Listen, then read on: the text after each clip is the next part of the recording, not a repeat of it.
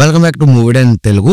కొత్తగా వచ్చినట్లయితే like, share, subscribe మర్చిపోకండి. సో ప్రమోషన్ లో భాగంగా గేమ్ చేంజర్ మూవీ నుంచి అయితే ఒక కొత్త మినీ గేమ్స్ అయితే వచ్చింది. సో 3 days టు గో అని చెప్పి సడన్ గా ఈ మినీ గేమ్స్ ఎందుకు వచ్చింది అది తర్వాత మీకు లాస్ట్ లో చెప్తాను. సో అసలు ఈ మినీ గేమ్స్ లో ఏం చూపించారు, ఎలా ఉంది ఒకసారి చూసుకుందాం. మనం ఇంతకుముందు టీజర్ లో చూసుకున్నట్లయితే రామ్ చరణ్ గారు బైక్ తో కాలేజ్ లోకి వెళ్ళడం ఇదంతా చూపించారు. యాక్చువల్ గా అది కాలేజ్ అనుకున్నాం కానీ కాలేజ్ కాదు. ఈ విషయం ఎలా చెప్తున్నానంటే వే టు బాయ్స్ హాస్టల్ అని చెప్పి మనకి ఈ మినీ గేమ్స్ లో అయితే చూపించారు. సో అది రామ్ చరణ్ గారు కాలేజ్ తాలూకా బాయ్స్ హాస్టల్ కి అయితే వెళ్తున్నారు. మేబీ అది ఒక బాయ్స్ హాస్టల్ లో ఒక ఫైట్ సీన్ అయితే ఉండబోతుంది. అది కూడా అసాంఘిక కార్యకలాపాలు జరగడం ఇలాంటిది ఏదో ఉంటే మన చరణ్ గారు వెళ్ళి వాటిని ఆపే టైంలో ఒక ఫైట్ సీన్ అయితే అక్కడ ఉండబోతుంది అని నేనైతే అనుకుంటున్నాను. దాంతో పాటు ఇంతకు ముందు మనకి రిలీజ్ అయిన రైల్వే ట్రాక్ పోస్టర్ ఏదైతే ఉందో రామ్ చరణ్ గారిది, దానికి సంబంధించిన ఫైట్ సీన్ కూడా కొంచెం అయితే ఈ మినీ గేమ్స్ లో చూపించారు. సో ఈ మినీ గేమ్స్ అంతా కూడా మనకి జరగండి థీమ్ సాంగ్ అయితే బ్యాక్గ్రౌండ్ లో ప్లే అవుతూ ఇవన్నీ కూడా ఏదో చిన్న మౌంటైన్స్ లాగా అయితే చూపించారు ఈ సీన్స్ ని. అలాగే మనకి అప్పన్నకి సంబంధించిన ఫైట్ సీన్లు గానీ, అప్పన్న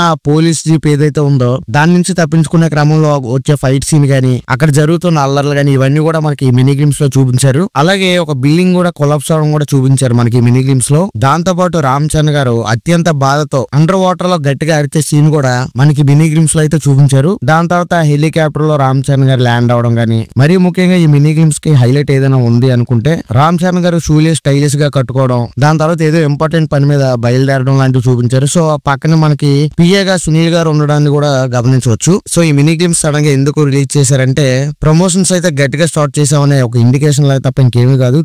వీడియో నచ్చితే లైక్ చేసి మన ఛానల్ సబ్స్క్రైబ్ చేయండి.